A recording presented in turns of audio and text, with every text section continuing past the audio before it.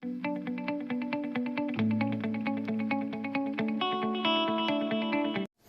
namaste and welcome to Kulex Nepal once again. र after long gap मैले फेरि एउटा नयाँ अनबक्सिङ भिडियो लिएर आएको छु। यो पालि चाहिँ कुनै मोबाइल फोनहरू अनबक्सिङ गर्न ल्याएको होइन, छुट्टै एउटा ग्याजेट छ है। यो अनबक्सिङ गर्न ल्याएको छु हजुरहरूको माझमा। र के रहेछ भनेर अब अनबक्सिङ गरेर हेरौँ। अनि यो चाहिँ नेपाली युजर्सहरूले युज गर्नु भएको छ, तर नेपाली कन्टेक्स्ट अफ युट्युबमा चाहिँ नेपालीहरूले चाहिँ यो चिज अहिलेसम्म अनबक्सिङ गरेको मैले भिडियो भेटिनँ है। र भिडियोलाई हेर्नुभन्दा अगाडि पहिला लाइक, सब्सक्राइब र सेयर गर्नु होला। के आएछ दादा पार्सलमा, अब अनबक्सिङ गरेर हेरौँ है। यो चाहिँ पहिले काठमाडौँमा दादाले किन्नु भएको थियो बोले, अनि उसले मलाई यो पार्सल गरेर पठाउनु भएको छ। हजुर थम्बनेल पनि हेरेर बुझिसक्नुभयो होला, अहिले पनि यहाँ के छ भन्ने बुझ्नुभयो होला। यो पालि चाहिँ म क्यामेरा अनबक्सिङ गर्न जान्छु, जुन हो क्याननको EOS R। र मसँग चाहिँ लेन्स छ यो पालि EOS R RF 50mm को 1.8 STMS। हजुरहरूले सोचिरहनु भएको होला यो चाहिँ किन यस्तो छ भन्दाखेरि चाहिँ काठमाडौँमै दाइले अनबक्स गरेर हेरिसक्नु भएको थियो होइन। अब त वारेन्टी कार्डहरू बनाउनु पर्ने हुन्छ त्यसैले, अनि उहाँले चाहिँ पुरै यो प्याकिङ गरेर पठाउनु भएको थियो। अनि यो EOS R लिँदाखेरि बडी लिँदाखेरि चाहिँ यो हाम्रो लेन्स र SD कार्ड केही पनि दिँदैन, एक्स्ट्रा किन्नुपर्ने हुन्छ हामीलाई। ल म अनबक्सिङ गर्न जाँदैछु। अब बक्स धेरै ठुलो भएर अलिकति नै गाह्रो भएको छ, स्टोरेज सानो भएर हो। के रहेछ त अब हेरौँ है भिडियोमा। ल सुरुमा चाहिँ अब यहाँनिर हेर्न सक्छौँ, यहाँनिर पेपरवर्क डकुमेन्टेसन छ, EOS R ब्रान्डिङ गरेको छ यहाँनिर। यत्रो मोटो बुक छ, यत्रो त मैले कलेजको बुक त पढिनँ, अब यो के पढ्नुमा है। त्यसपछि यहाँनिर के रहेछ हेरौँ अब हामी है। सुरुमा चाहिँ प्लास्टिक र बक्स रहेछ। त्यसपछि यहाँ के छ भन्दाखेरि हामी सुरुमा हेर्न सक्छौँ स्ट्र्याप रहेछ यहाँनिर स्ट्र्याप रहेछ, EOS R को ब्रान्डिङ गरिएको छ यहाँनिर हेर्न सक्नुहुन्छ, पर्फेक्ट। त्यसपछि यहाँनिर हामीसँग छ चार्जिङ एडाप्टर, जुनले हामी ब्याट्री चार्ज गर्न सक्छौँ। अनि हामीसँग अर्को चाहिँ यहाँनिर चार्जिङ वायर छ यहाँनिर। त्यसपछि हामीसँग चाहिँ ऱ्यापिङ गरेको ब्याट्री रहेछ। त्यसपछि हामीसँग यहाँनिर यो चाहिँ के हो थाहा भएन मलाई, टाइप सी। यो चाहिँ हाम्रो यो के भन्दाखेरि चाहिँ कहिलेकाहीँ भन्दा नि टाइप टू सी छ। यसो फोटोहरू ट्रान्सफर गर्नको लागि केबल दिएको रहेछ। फाइनली म चाहिँ अब यहाँनिर झिक्दैछु, यो बक्सलाई साइड राखिदिउँ होइन।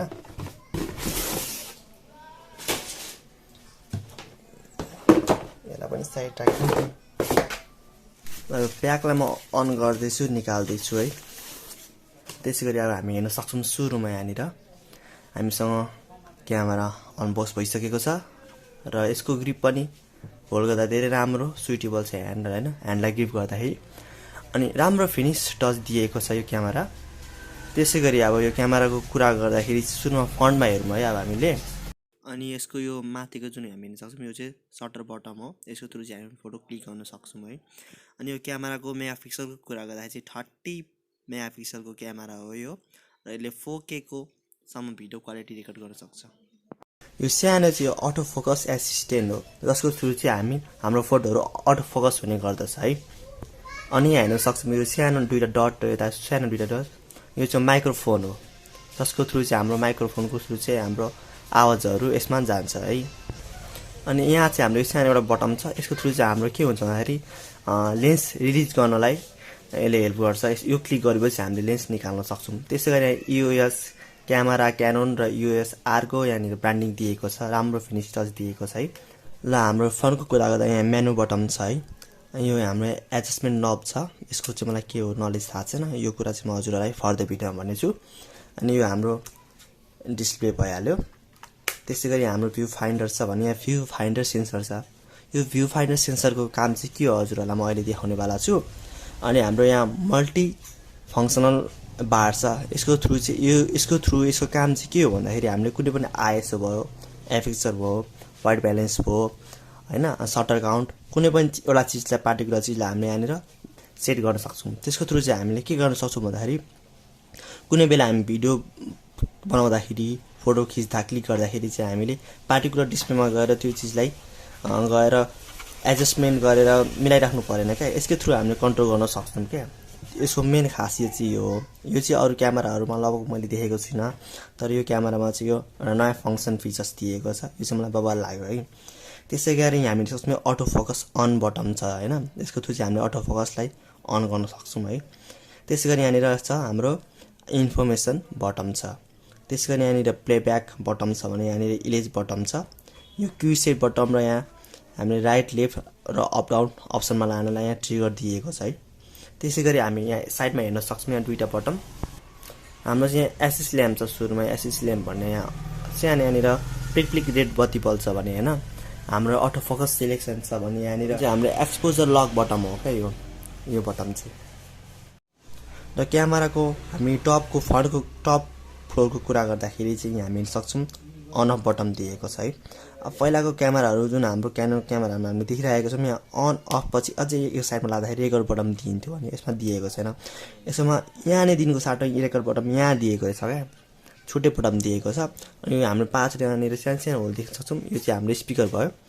अनि हामी यो फ्ल्यास कनेक्ट गर्नलाई यहाँनिर एउटा कनेक्टर दिएको छ। अनि यो क्यामेरामा चाहिँ म के देख्न सक्छु भन्दाखेरि अरू क्यामेरा जस्तो यहाँनिर इन्टरनल फ्ल्यास दिएको छैन क्यामेरामा है। यसमा हामीले एक्सटर्नल फ्ल्यास किनेर हाल्नुपर्ने हुन्छ। अनि हाम्रो एलसिडी प्यानल छ। यसमा चाहिँ हाम्रो के हुन्छ भन्दाखेरि अब हामी बाहिरतिर कतै काम गरिरहेको छौँ, वर्क गरिरहेको छौँ डेमा भन्दाखेरि, इभन नाइटमा भनौँ न, अब हाम्रो ISO, battery level, charge level हैन, अनि हामीले कति एफएक्स युज गरेछौँ त्यसको लागि हामीले यहाँ पार्टिकुलर डिस्प्लेमा खोलेर हेरिराख्नु पर्दैन क्या, सबै यहाँ इन्डिकेट गराउँछ क्या। अनि त्यसै गरी यहाँनिर हाम्रो सानो यहाँनिर यो बटन छ। यसमा चाहिँ के भन्दाखेरि यो चाहिँ यो एलसिडी प्यानललाई जस्तै बाहिर हुँदाखेरि त अब दिउँसो त हामीले केही देखिँदैन नि त लाइटमा हैन, घामको लाइटमा। अनि यहाँ थिँदाखेरि त्यहाँ बत्ती बल्छ क्या। यहाँबाट हामीले कति केमा हामीले चलाइरहेको छौँ त्यो हेर्न सक्छौँ। यो सटर बटन भइहाल्यो, यो मेरो फङ्सन भइहाल्यो। यो चाहिँ यो मेन डायलर भयो है। लक बटनमा चाहिँ के छ भन्दाखेरि चाहिँ जस्तै हामीले पार्टिकुलर अब सिस्टममा हैन हामीले चलाइरहेको छौँ, आइएसओ हामीले पार्टिकुलर हाम्रो मनमा कति हुन्छ हामीले त्यहाँनिर म्यानेज गरिरहेको छौँ भने यो लक लगाएपछि त्यो त्यतिमै बस्छ क्या, चेन्ज हुँदैन। कहिले कहिले कसैले आएर चेन्ज गरिदिन्छ नि त। हो यो चाहिँ सिस्टम मलाई पनि बवाल लाग्यो क्या। अनि हाम्रो चाहिँ यहाँनिर हेर्न सक्छौँ यहाँ मोर बटन दिएको छ यहाँनिर। त्यसै गरी हाम्रो स्ट्र्याप हाल्नको लागि यो दुईटा यहाँनिर होल दिएको छ। त्यसै गरी अब मैले भनिहालेँ, अब हामीले बुझ्नुपर्ने भनेको यहाँ एसडी कार्ड हाल्नको लागि यहाँनिर दिएको छ। अब म एसडी कार्ड हाल्न जाँदैछु यहाँनिर है। म सान्डिस्कको एक्सट्रिम प्रो 170 Mbps/s वाला 64 GB को एसडी कार्ड लिएको छु है। म एसडी कार्ड हाल्दैछु। त्यसगरी हाम्रो चाहिँ अरू क्यामेरा जस्तो यहाँनिर चाहिँ ब्याट्री र एसडी कार्ड एकै ठाउँमा हाल्ने सिस्टम दिएको छ। यहाँनिर हाम्रो ब्याट्री हाल्न मिल्छ है, छुट्टै छुट्टै छ। अब म ब्याट्री पनि हाल्ने वाला छु।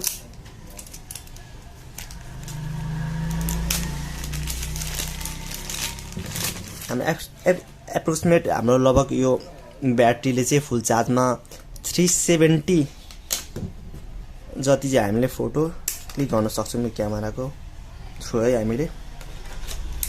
अनि हाम्रो यो क्यामेरा चाहिँ फुल फ्रेम क्यामेरा विथ हाम्रो चाहिँ यो मिररलेस क्यामेरा हो। र म अब यसको लेफ्ट साइड हेरिरहेको छु। यो माथिको चाहिँ हाम्रो जुन छ रिमोट टर्मिनल हो, रिमोट कन्ट्रोल टर्मिनल छ। त्यसै गरी यो हाम्रो माइक र स्पिकर हेडफोन टर्मिनल छ हाम्रो है। त्यसै गरी अब हाम्रो यहाँ दुईटा बटन छ जुन चाहिँ हाम्रो हो। यो चाहिँ हाम्रो डिजिटल टर्मिनल भने यो HDMI आउट टर्मिनल छ। म क्यामेरा अन गर्न जाँदैछु। मैले ब्याट्री हालिसकेको छु, क्यामेरा अन भइसकेको छ। त्यसै गरी अब हाम्रो यहाँ हेर्नु यो भ्यू फाइन्डर सेन्सर यहाँ यसरी हात लगाएपछि यो आफै अफ हुन्छ। यसको मतलब कि भ्यू फाइन्डर सेन्सरले के इन्डिकेट गर्छ भन्दाखेरि यतिखेर हामीले भ्यू फाइन्डर युज गर्न लागेको छौँ भनेर अहिले आफै बुझाउँछ।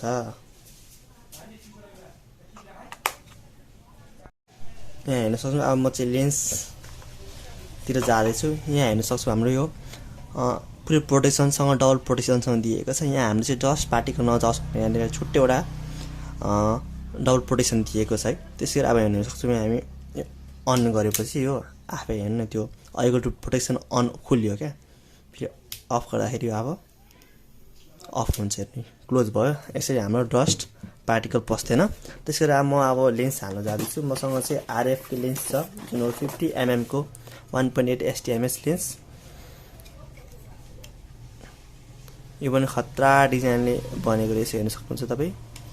त्यसै गरी म अब यो लेन्सलाई क्यामेरामा हाल्न जाँदैछु। क्यामेरामा मैले लेन्स फिट गरिसकेको छु। ल म क्यामेरा अन गर्न जाँदैछु है। अब म क्यामेरा अन गरिसकेको छु। हेर्न सक्छौँ यहाँनिर डिस्प्ले। यो फाइनलमा चाहिँ मैले सेन्सर युज गरेपछि यहाँबाट हामीले हेर्न सक्छौँ बाहिर देखाउँछ क्या यसले। त्यसै गरी म आफै यहाँ फोकस छ, यसरी फोकस मजाले गर्छ क्या। यति नै थियो मेरो अनबक्सिङ भिडियो। हजुरहरूलाई कस्तो लाग्यो के लाग्यो फिडब्याक दिन सक्नुहुन्छ है। अनि यो क्यामेराको बारेमा केही कुरा बुझ्न चाहनुहुन्छ भने कमेन्ट गर्न सक्नुहुन्छ तपाईँले होइन। म हजुरहरूले ल्याइदिनेवाला छु। अनि यो क्यामेरामा चाहिँ के कस्तो छ होइन, यो कुरा चाहिँ म फर्दर हजुरहरूलाई पनि म भन्नेछु। अनि यो क्यामेरा चाहिँ मेरो ब्लगिङको लागि भएर पनि किनेको हो र फोटोसुटको लागि पनि हो, आफ्नो पर्सनललाई पनि हुन्छ क्यामेरा भनेर लिएको मैले होइन। अनि भिडियो फुल हेरिदिनु भएकोमा लाइक सब्सक्राइब र सेयर गरिदिनु होला। भिडियोलाई फुल हेरिदिनु भएकोमा हजुरहरूलाई थ्याङ्क यू भन्न चाहन्छु। यसरी नै सपोर्ट गर्नु होला है भनेर भिडियोलाई म यहीँ इन गर्न चाहन्छु है।